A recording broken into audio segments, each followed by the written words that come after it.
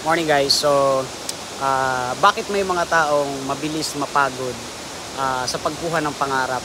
Bakit mabilis sumuko? Bakit mabilis mag-give up? Isa sa dahilan ay nakatingin sila sa result. Okay?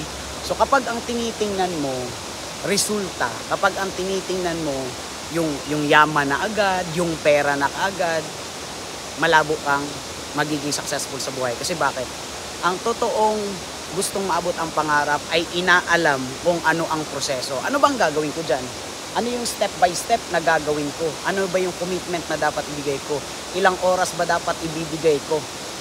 Tama? Para makuha yung success na yan. Kasi kapag nakatingin ka sa proseso, kapag nakafocus ka sa proseso, kapag pinagplanuhan mo ano yung mga gagawin, kapag dumaan ka sa proseso, isa lang ibig sabihin nun, talagang gusto mo ng success.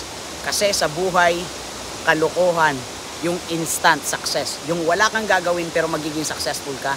Yung wala kang gagawin pero kikita ka, walang ganon. Lahat ng bagay, lahat ng yaman, lahat ng resulta, lahat ng success na meron ang ibang tao, kung bakit meron sila, dahil dumaan sila sa proseso. Meron silang ginawa, meron silang sakripisyo, marami silang puyat, pagod para lang makuha ang success na yan. Kaya ikaw, kung nag-aim ka ng success, gusto mo magiging successful sa buhay, lagi mong tatandaan ito.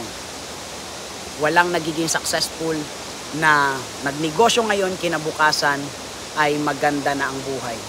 Walang overnight success.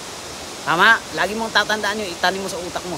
Dapat merong proseso or dumaan ka dapat sa proseso.